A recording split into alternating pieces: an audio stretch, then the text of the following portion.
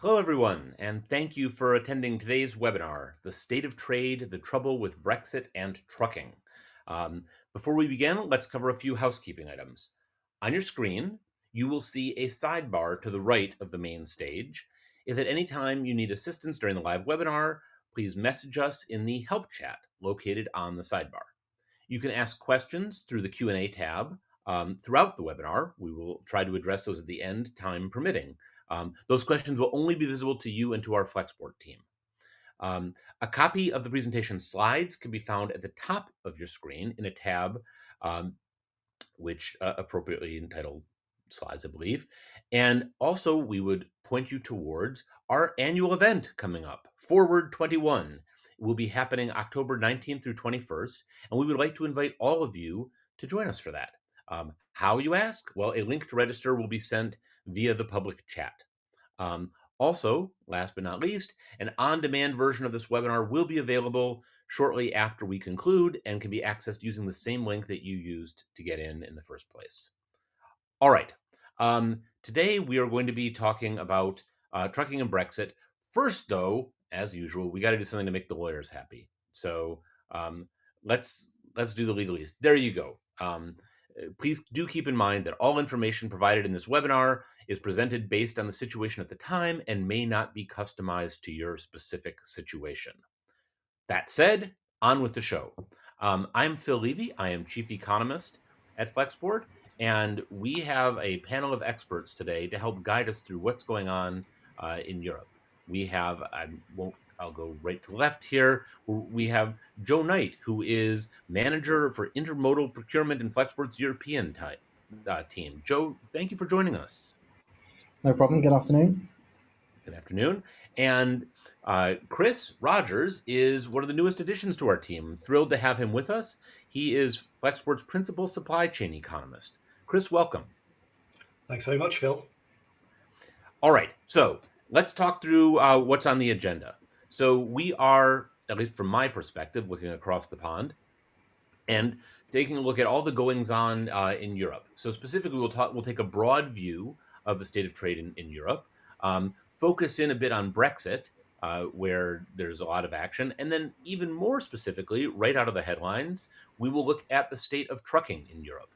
And then we will not only document all the problems, but we'll try to solve a few of them. We'll think about, what are the paths out of this, whether these are new policies or things that people can do for themselves to make life better. And then, as I said, time permitting, we'll get to questions and answers at the end. All right. So, what we were going to do is we're initially going to talk about what is the state of trade in Europe. And as is our wont, we're going to start this with a poll. We're going to ask you what you think the state of trade in Europe is, and we're going to do this somewhat quantitatively. So when we say what is the state of trade in Europe, you don't get to answer great or poor. We're going to ask you about sort of the level of trade and what's happened and how this has worked. So here are your choices.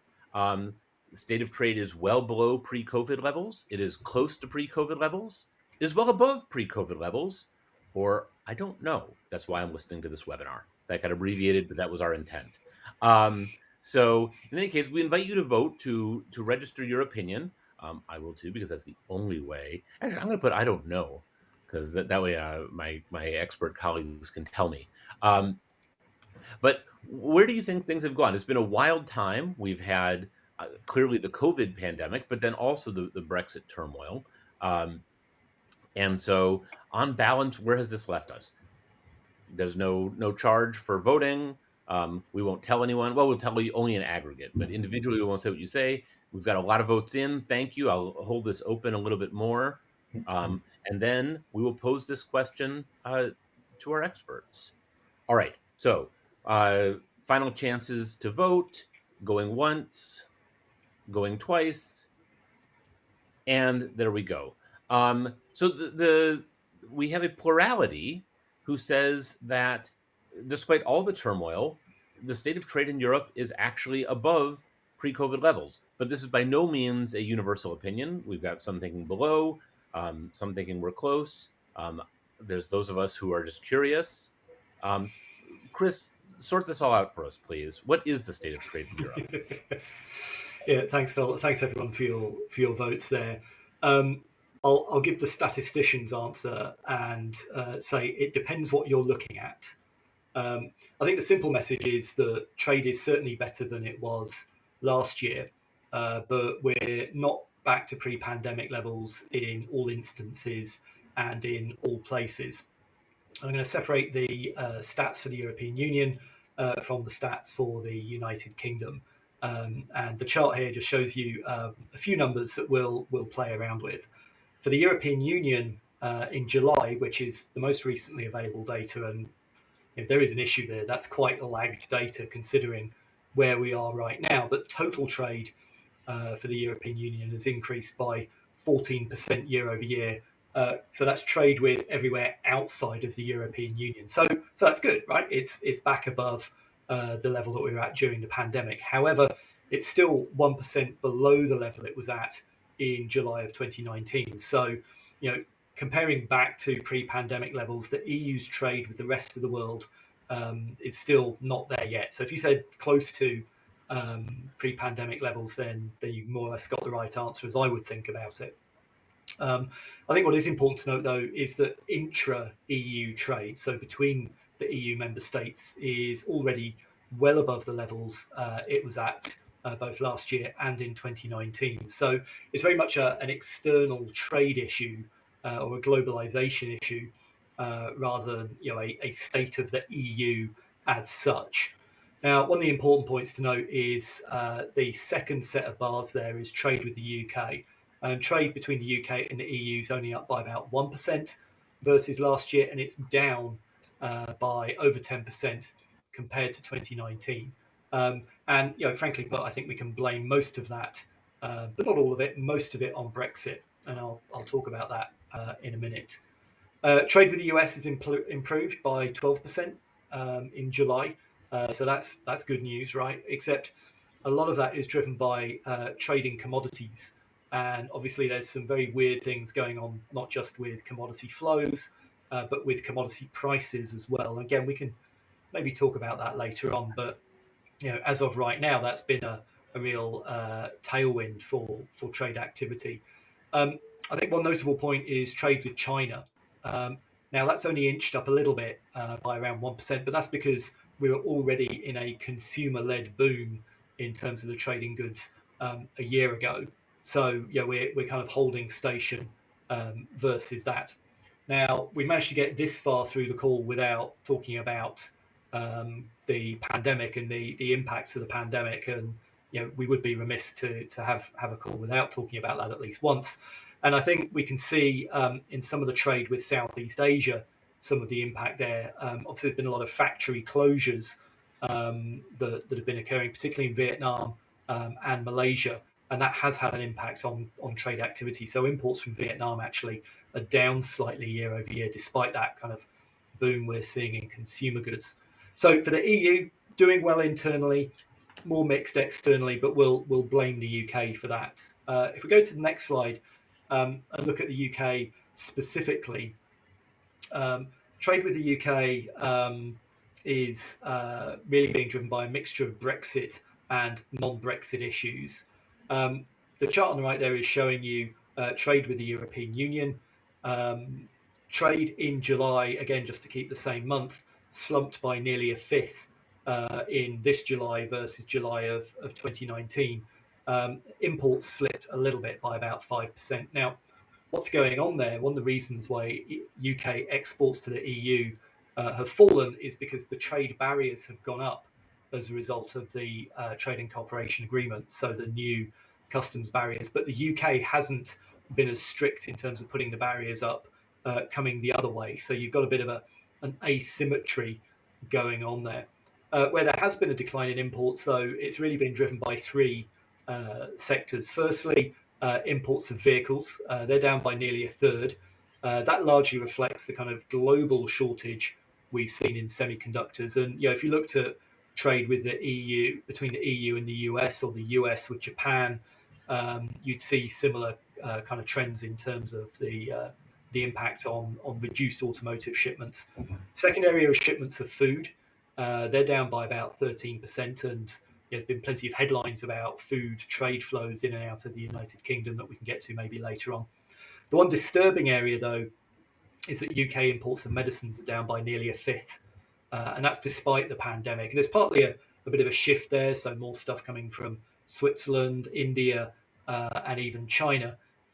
It is a sign that I think activity in the National Health Service has skewed still towards COVID related rather than the more elective and other treatments. So, throughout supply chains and really down in detail, we can see there's a lot of different drivers of what's going on. But, trade activity in the UK still well below pre-pandemic levels.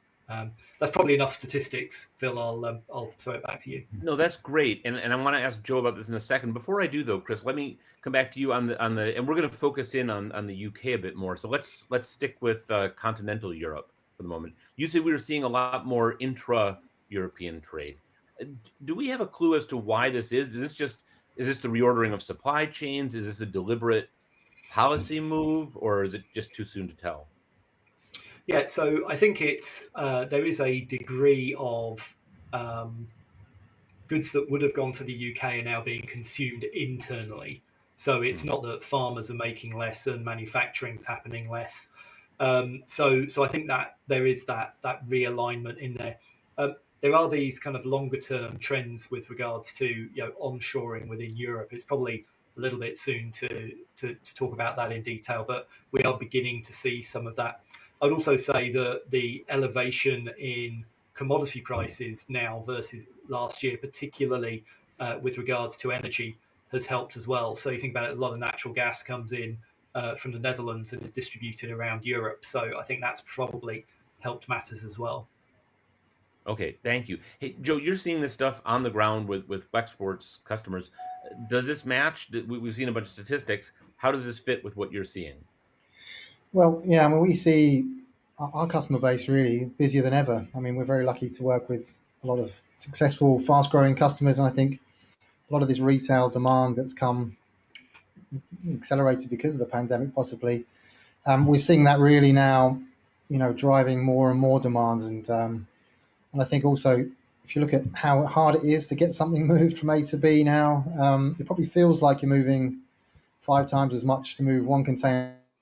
18 months ago, things were a lot easier. It took your people a lot less time. It was a lot less painful, right? So, I mean, certainly our numbers are, accelerating, exponentially here, and the customer demand mirrors that. So, yeah, I mean, obviously we do a lot with the Far East westbound, and that's where we're seeing a lot of the growth. So, Are you seeing sort of qualitative changes in terms of what kinds of things are booming or slacking off? I think it's, I say that, I mean, it's the consumer goods. People want consumer goods. I think we haven't seen. There was a thought that once people could start spending money back to the pubs and the restaurants, we'd see a bit of a decline in the spend, and people would book holidays again. And I think in the UK we haven't really seen that possibility yet. So people are still buying. They're still buying things for the houses, things for the fitness, and that's the kind of stuff we're bringing in. I've just come out with a customer who does lighting, and they're looking to almost 40% growth next year. Hmm. Um, Interesting. it's just astronomical, really. Yeah. Well, all right. Thank you for that, for the view from the ground. We're going to get even closer to the ground later and talking about trucking, but we're now going to turn to Brexit. And eh, if it seems as though this question's been around a while, it's because it's been around a while. To just recap for those who are not living in the middle of it, this was stemming from a vote in June of 2016. We had the Article 50 invoked in March of 2017 that was supposed to end in March of 2019. There was a transition period that ended with 2020, and yet it somehow seems that not everything is settled, which does give us stuff to discuss. Before we do, though, we're going to turn to another poll. That clearly this is not an easy question, but the question for all of you is, I just gave you some of the background. When will the EU and UK trading rules and regulations be fully implemented? When will this all be settled? So, your options: bright cherry optimism, the end of 2021, add a year just to be safe, the end of 2022. Or you could do 2023 or beyond, but you do assume that there will be a date when this settles, or we get to the pessimist extreme, which is we are now in a permanent state of flux. So let me see here.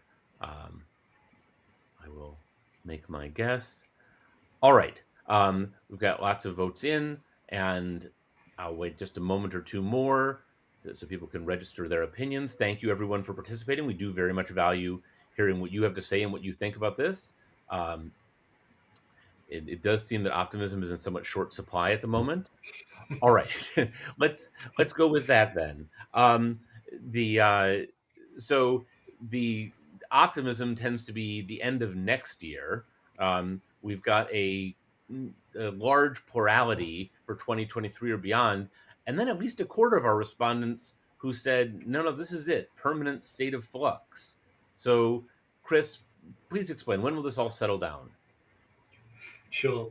Yeah, thanks for those votes, everybody. I did wonder whether we might have phrased that in a slightly confusing manner, because I guess beyond 2023 could also be permanent, but I couldn't find the right way to express that, other than saying, I think I would probably side with the permanent state of flux camp.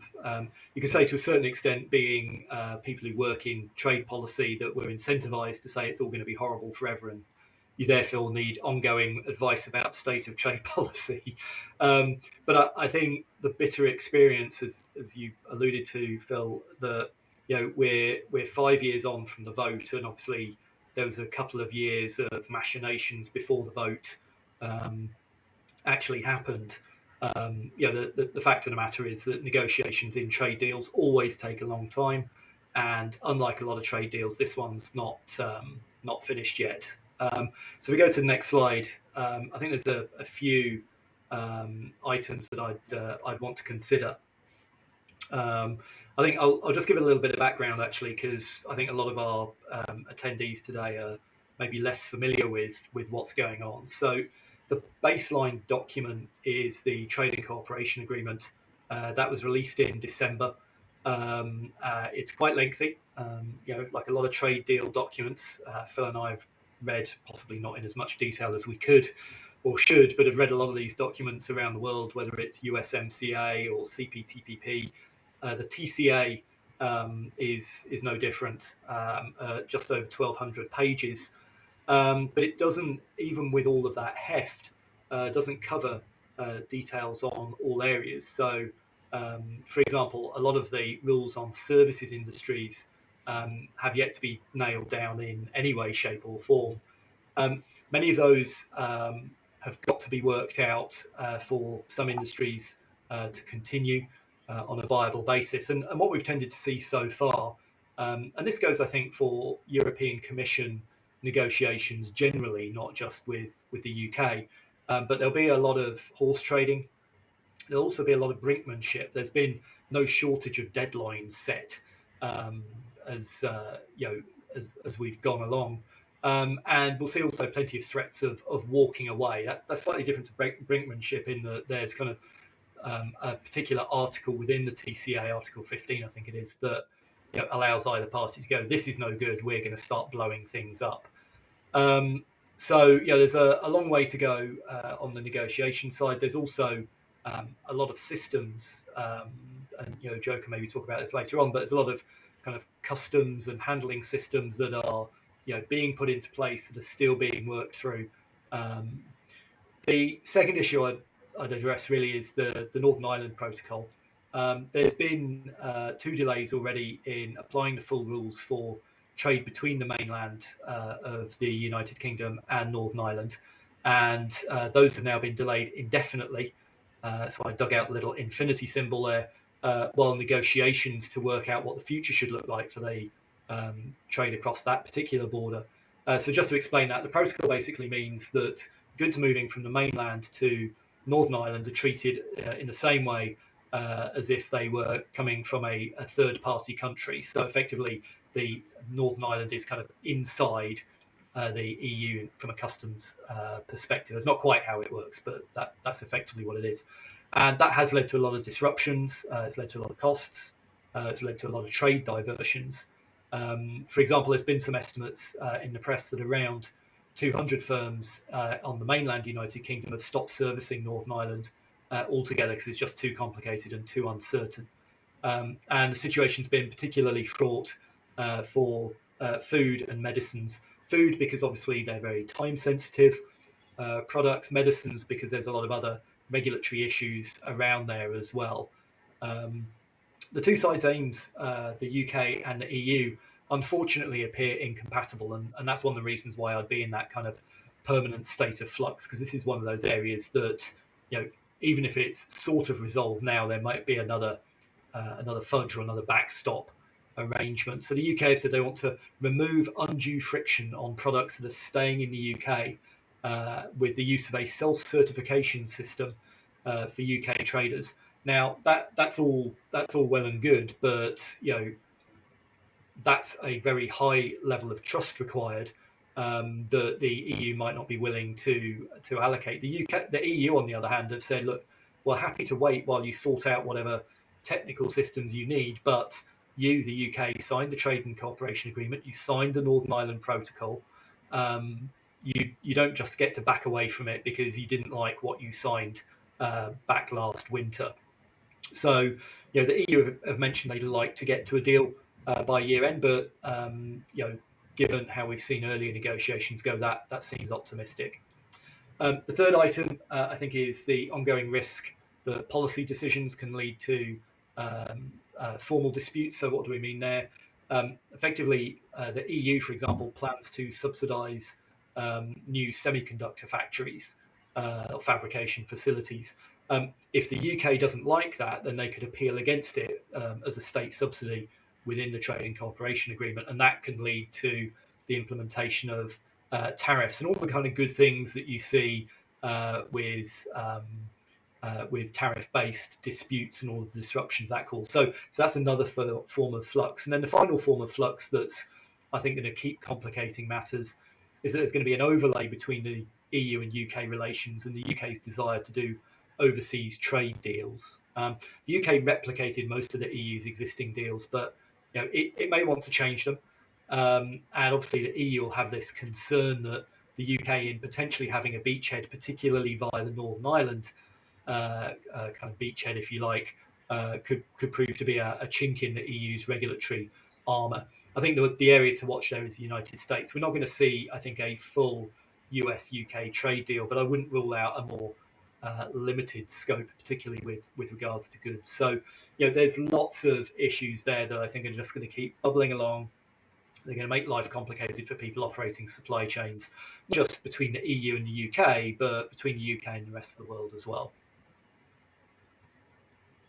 So there's a lot there. Thank you. And before we get to trucking, I want to sort of dive in on a few of these things.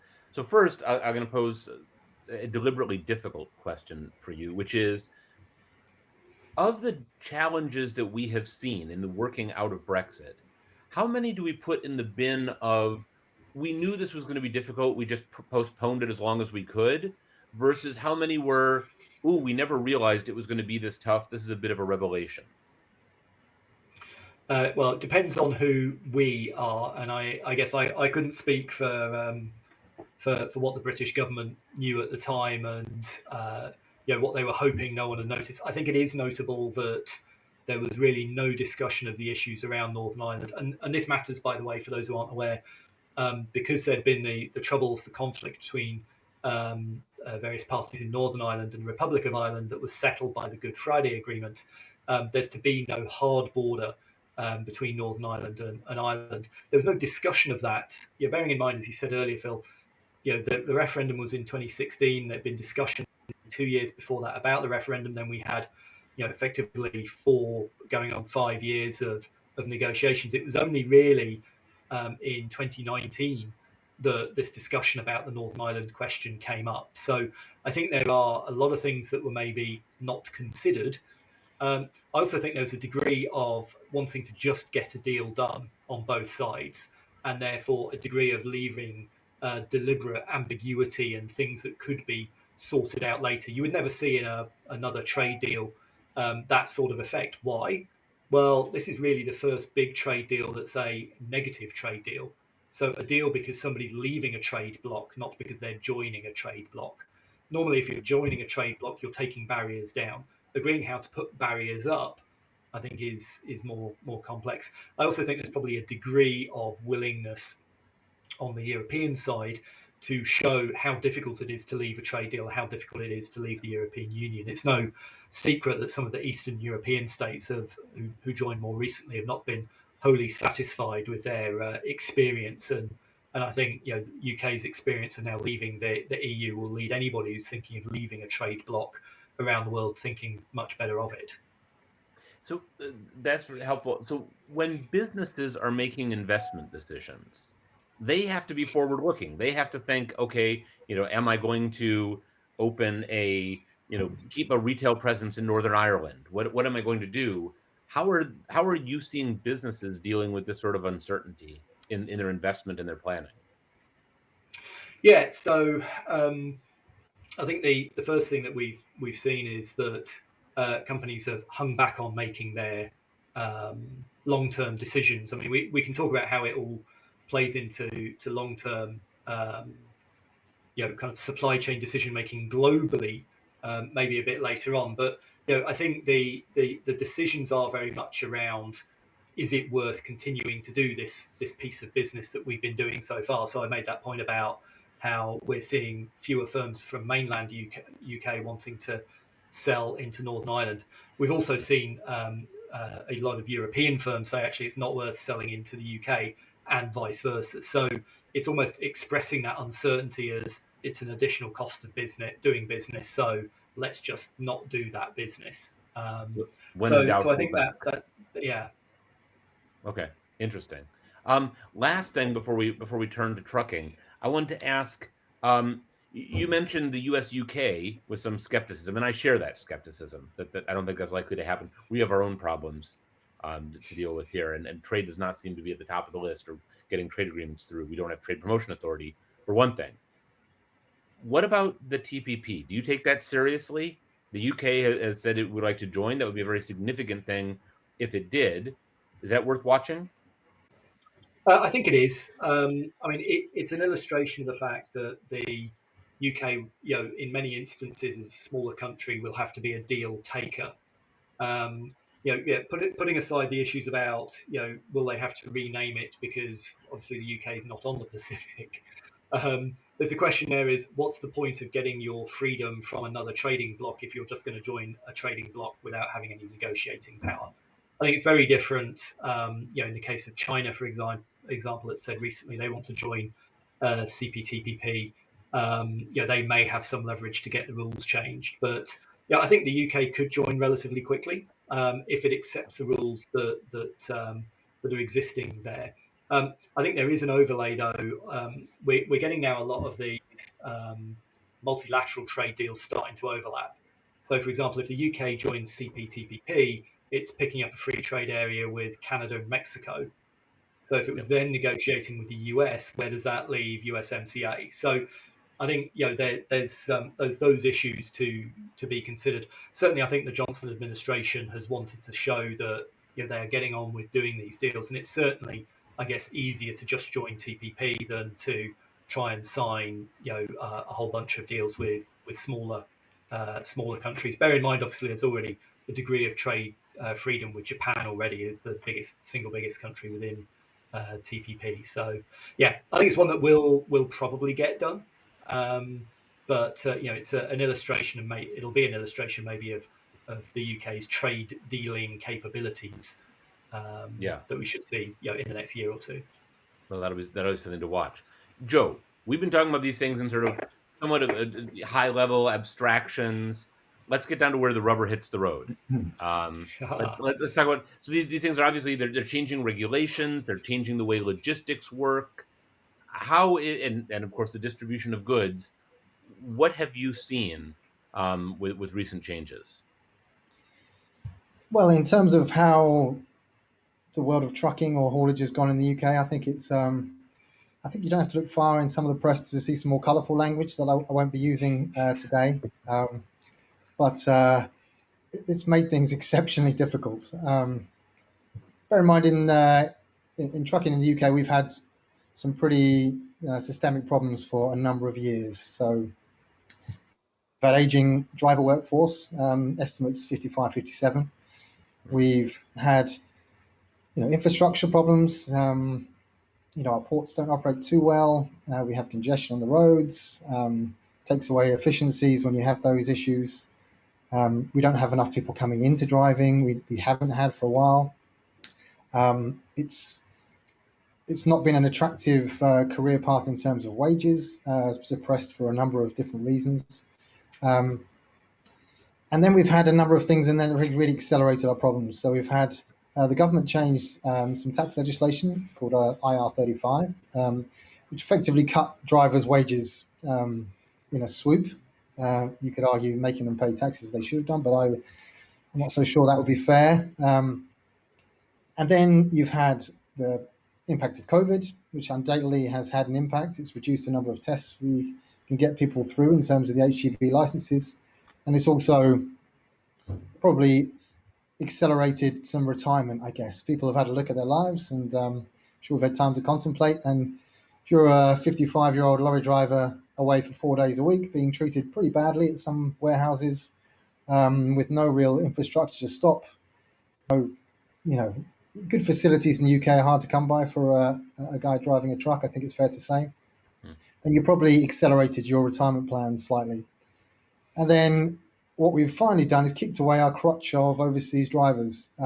Spectacularly, probably, is the word. So estimate probably 20 to 25,000 overseas drivers were helping us in the UK, and COVID and Brexit has driven that resource away. And if you're estimating now you're 100,000 drivers short, then when you're working on a very thin level of error, there's so much going on in the world of supply chain issues. Pretty soon you have major problems, and that's what we've got now. We've got real major problems in trucking. I would say crisis. It's close to crisis. That's lots of interesting stuff there. Let me hone in for a bit on when you talk about this sort of dramatic reduction in foreign drivers. Foreign drivers are not banned, are they? What is it that sort of resulted in this diminution of the supply? Well, I mean, effectively, you could say they were banned, right? So the right to work had to apply for to live here. But if you've gone back for COVID anyway, now you have to. It isn't on the skilled workers list driving a truck, so you can't get a visa. And so effectively, we have made it very difficult for these guys to come back. And European-wide, the markets in Germany, they need truck drivers. It's a lot closer to a lot of these guys' home countries. The conditions are probably better. The money's probably quite equivalent. So you've taken away people structurally living here. Now they've got other options, and I wouldn't be surprised that they will stay with those options, unfortunately. The government has made a very small concession over the weekend. Visas? 5,000 visas. But, I think staggeringly arrogant is probably a way to put it. You can come for 3 months, we'll kick you out on Christmas Eve. I mean, you can write how unpleasant that sounds, right? Come and deliver our presents and get out of our country is probably not a way to attract drivers. It's not a way to sustainably allow haulage companies here to get a workforce. 3 months is not a great deal of time to get someone over, get them familiar again, and then they've got to go home. So I'd like to take the positives of it. It's a step forward. It's not enough. It's definitely not enough, and it's not long enough, I think it's safe to say. So you said that things are notably worse. What are the things that you look at as measures of how dire the situation might be? What are the sort of indicators that show you how rough it is? Well, as an indication, my previous company, when I left, and that was 6 months ago, we would offer haulage 5 or 6 days availability-wise. Now that same company is offering a month out from availability. So that's how quickly it's gone in 6 months. I mean, the failure rate of haulage has increased dramatically because there's no drivers in an agency. There used to be driver agencies here staffed with a certain amount of buffer drivers. So you could you could plan, and you could probably get late shortage could be taken care of by going to an agency. There's no such buffer. You're completely stripped out of all, possibilities to help you if there's issues. And there are issues constantly because the vessels arrive late. We've seen it's like 35% on time at the moment.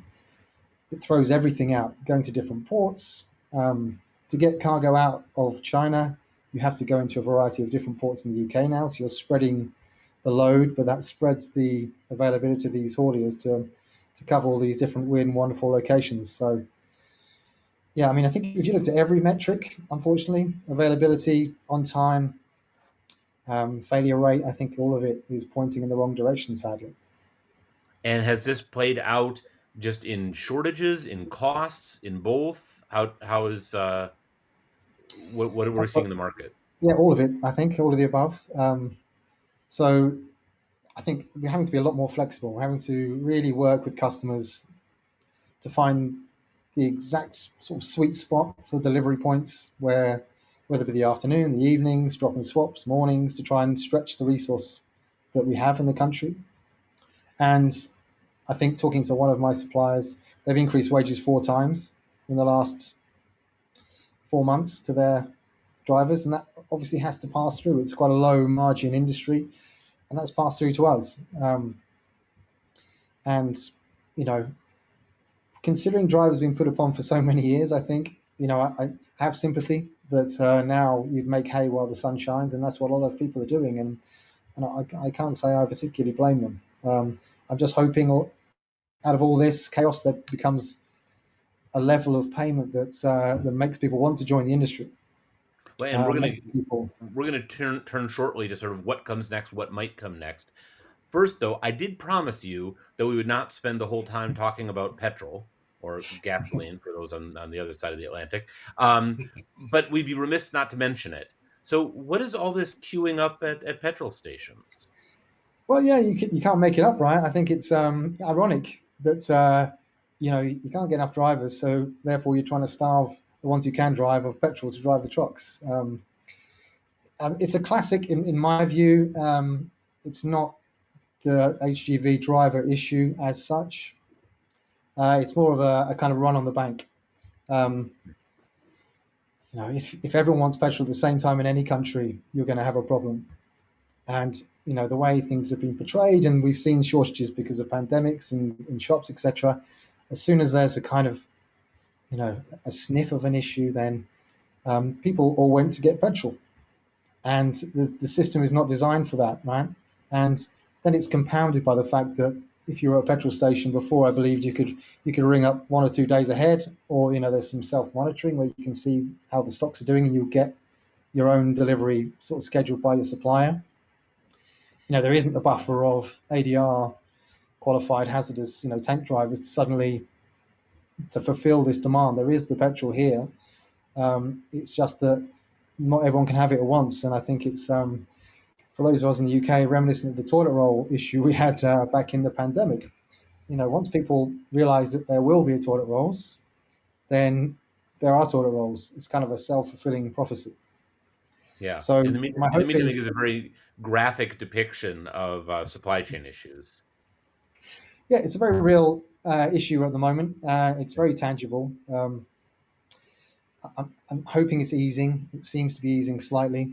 The army is on standby. That always, I guess, doesn't help the messaging, because then it really does sound like there's a crisis, right? Everyone stay calm. We've got the army right We've got here. the army ready. For the end of the week, they'll be driving as well. So, yeah, I think this one's more a case of we need to stay calm, and it will pass. Okay. This is this is a kind of a more ring-fenced pool of drivers, I think. The tank drivers are not the ones who are going off to drive for Amazon and the supermarkets necessarily. So I don't think I think there isn't enough of them. Yes, but I think it's the panic buying that's driven this pretty much. So actually, that's a question which will show my ignorance about trucking. But to what extent do you have specialization, or is it a truck driver is a truck driver? Oh no, you definitely have specialization. You have hazardous train drivers who are very, sought after. but you also have industries, and drivers can transfer across industries, and that's what we are seeing a lot of. Hmm. And the container industry is probably one of the least attractive to a driver, I would guess. It's the one where you're probably away from your family the most.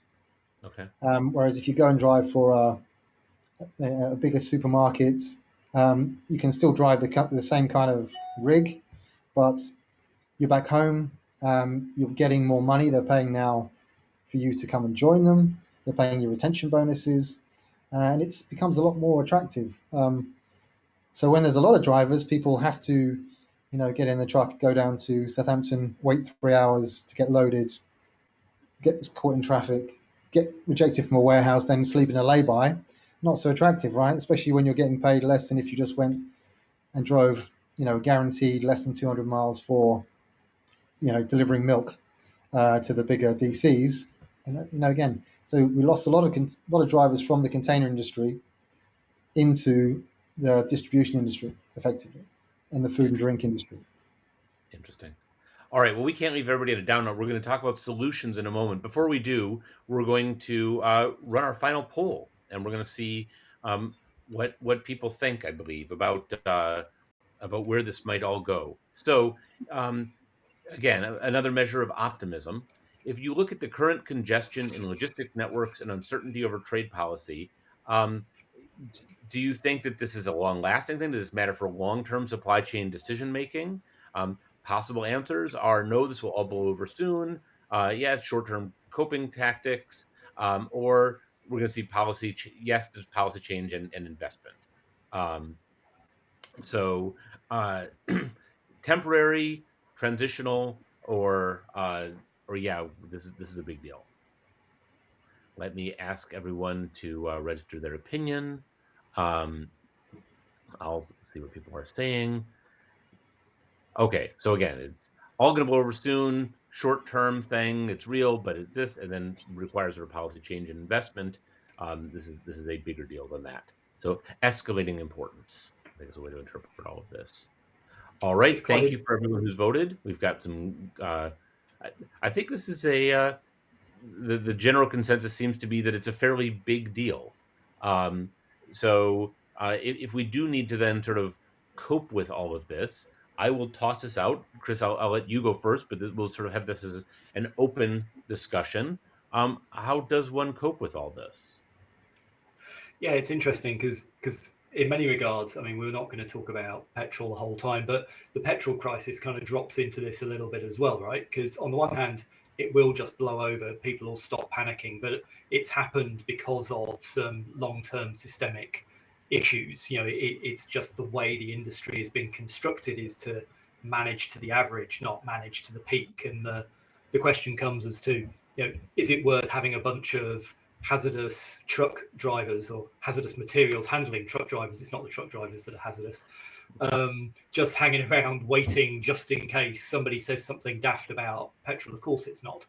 So it's about finding that right balance between the cost of doing things and the risks associated with doing them. There's a paper published by the Bank of England recently, effectively trying to put portfolio construction theory around supply chain operations and saying, how do we strike that kind of balance? And I think, as I kind of alluded to earlier, companies are beginning to shift from short term, we don't know what's going on, so we're just going to hang back, to start thinking about what they can do over the longer term. So, for example, we're hearing a lot more discussion about should we onshore to the EU. So, if we've gotten tripped over by having to ship stuff through the Suez Canal, if we've got caught up by tariffs, a steel-related tariff war spilling over to consumer goods between the US and the EU, maybe we're better just coming,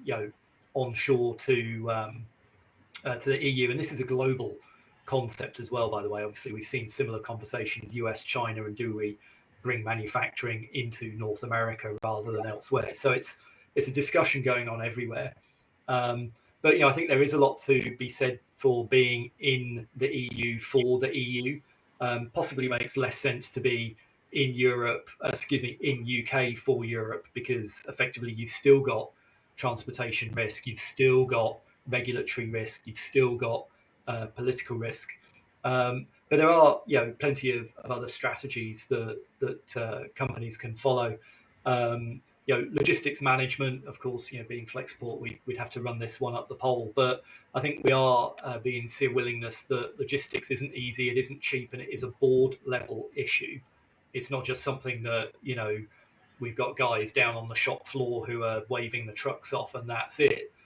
Actually, as part of supply chain management, understanding logistics and also the optionality around logistics is important as well. So, using multiple routing or alternative routing, I'd leave Joe to kind of talk about some of the options there.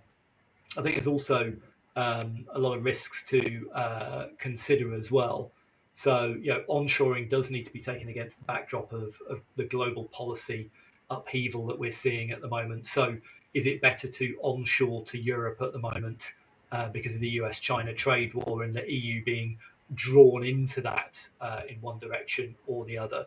There's the risks of, if COVID becomes endemic, are we going to get these occasional flare-ups as we've seen in Vietnam and Malaysia? Well, you say, okay, I'll come to Europe and that'll avoid the problem. Well, it's not to say that you're not going to see a local flare-up that causes problems within Europe as well. And then, as I mentioned earlier, the EU-UK trade dealings aren't fixed yet, and new trade deals that either the EU or the UK sign could very much result in a new layer of uncertainties. So, I think we are going to need to see some resolution of the post-Brexit issues. We are going to have to see, we talked a little bit about visas earlier, but the issue of labour flows across the region need to be addressed, I think, before we can start to see companies make long-term decisions, and before kind of wholly outlined recommendations for policy decisions by government can come through before these short-term issues are resolved. Okay, that's helpful. Joe, what are you seeing in the trucking sector? How does this play out or get resolved? And are there policy fixes other than the short-term visa thing, which you described sort of nastily Dickensian, perhaps? But Yeah, no, I would. I think, yeah, the government can do a lot on this one. They can certainly get a more sensible immigration policy based on. It's a skill. It's a skilled job. I couldn't do it. It's. I think you see online now quite a lot of these videos these guys do, and it's a skill, right? Skilled labour. We should be looking to welcome people in on a long-term basis. In the meantime, absolutely, let's build this as a career here. So let's make the testing easier, cheaper. And let's make sure the government actually puts in some legislation to say there has to be a certain number of places you can stop your truck. There has to be a certain amount of facilities. If you build a number of warehouses now in the UK, there is something about you have to be quite near a railhead, and that's fine. So therefore, you should have certain parts of each council you should have to allow trucks to stop, and that's what we do see in continental Europe. If we see more of this from the government, then it's going to help a lot. You have to have long-term solutions in the background while you activate short-term solutions. But we're repairing quite a few years of damage here, so neither is quick. There's no real quick switch, but the government can do a lot, and of course we can do a lot ourselves in the logistics industry. There's a lot of warehousing that's still quite antiquated, that has inbound only in the morning, outbound only in the afternoon. Very fixed hours. Drivers getting refused after 45 minutes. People really need to know if they want their goods. There has to be flexibility. That puts an added strain on the warehousing community because, again, I know that's not overflowing with labour, and it's a difficult industry to manage efficiently as well. But we have to help ourselves here. We have to realise that the world has changed, and you can't. If you turn away a driver today, you might see him again in 2 weeks, and it's not good for anyone. So we can help ourselves, and the government can do a lot to help us. So, I mean, I thought it's derisory, the 5,000, but it's a step forward that I perhaps didn't see until this petrol crisis. I think the government reacted to that bit of public outcry.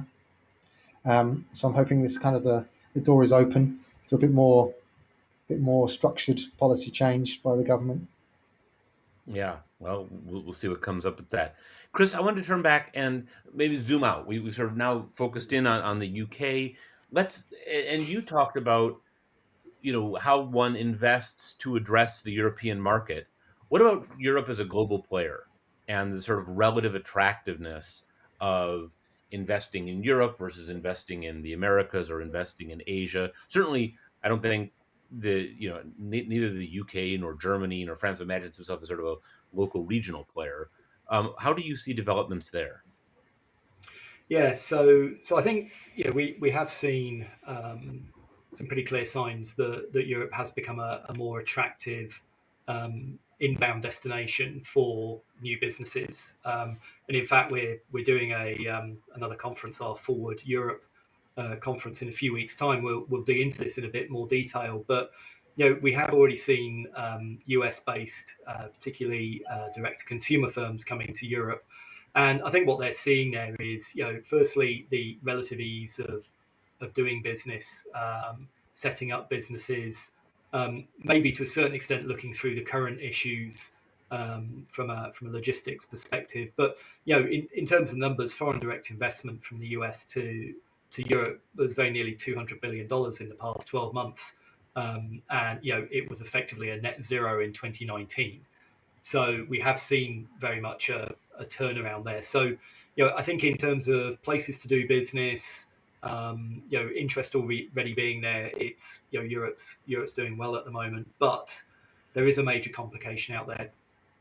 We haven't talked about environmental policy yet, but I would say the EU's what they're calling Fit for 55 climate package. So this is to get to 55% reductions in carbon emissions. There's a whole slew of different elements in that, whether it's including shipping in the carbon emissions trading scheme, or whether it's more widespread policies like the carbon border adjustment mechanism. They're going to really change, I think, quite significantly the way that international businesses look at Europe.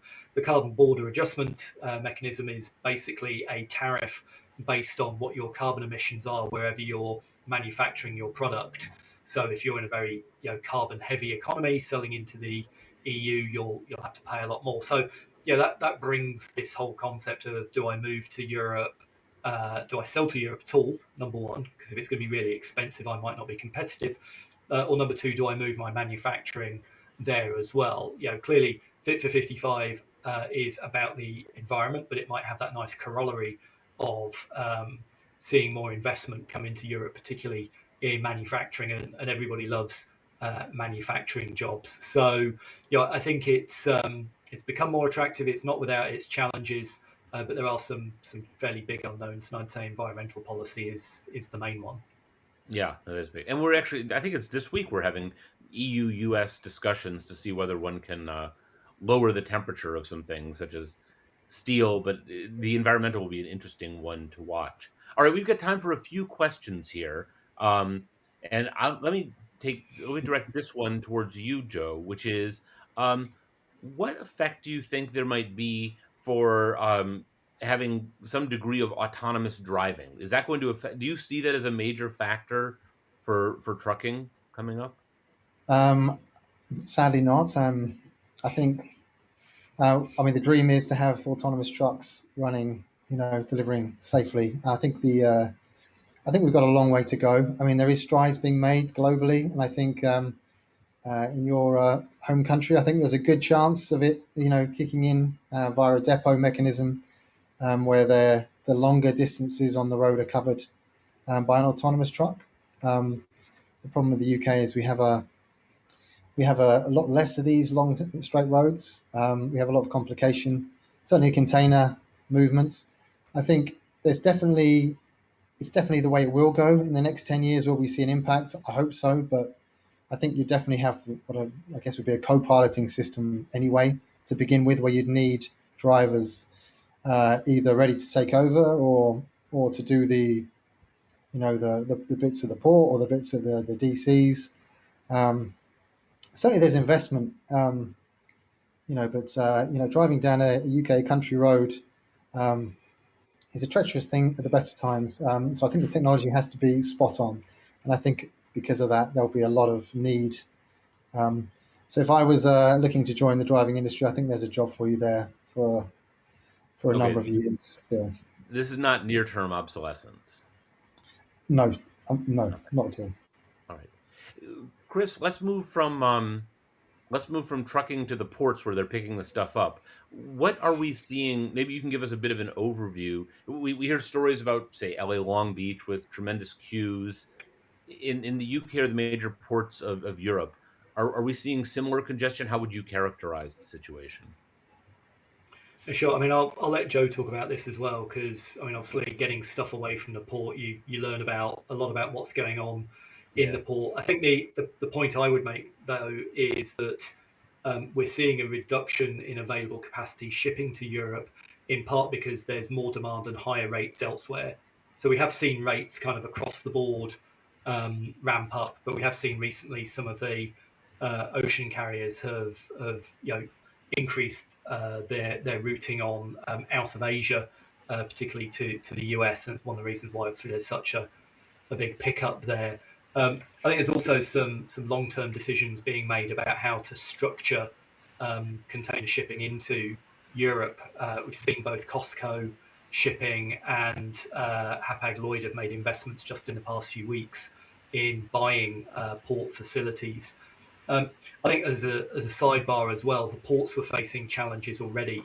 Obviously, there's a longer term push towards automation and increasing use of technology in booking and dispatch systems, and the challenges that have been faced by some of the ports, including Felixstowe as an example, have been well documented. So I think it's a very long way of saying clearly there are short term issues, maybe not as bad as we're seeing in the US West Coast, but they come against the backdrop of an industry that was already facing a lot of challenges and has a lot of tough decisions to make. Joe, I don't know if you've got anything more kind of on the ground or No, detail.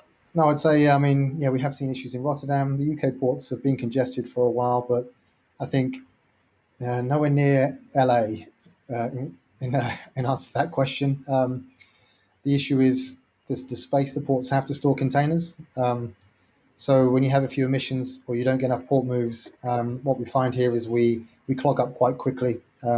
Southampton is almost, you walk out of the port and you're into the actual city. There's no area. Some of these ports have to expand now. So always on a knife edge of congestion.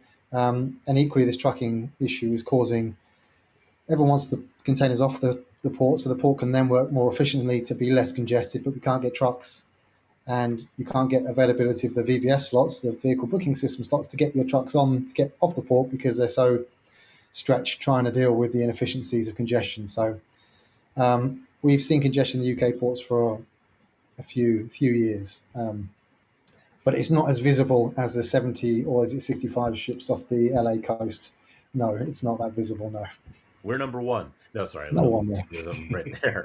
All right. Well, thank you both very much for all those insights. We have exhausted our time, if not the interesting stuff to discuss, and so very much appreciate Joe, you, Chris, sharing your thoughts with us. For all of you out in the audience, an on-demand version of this webinar will be available shortly after our conclusion, and you can access that using the same link that was sent to you earlier. Please do save your spot for Forward 21 by registering to the link that was sent in the public chat. And with that, thank you very much for joining us, and please stay safe.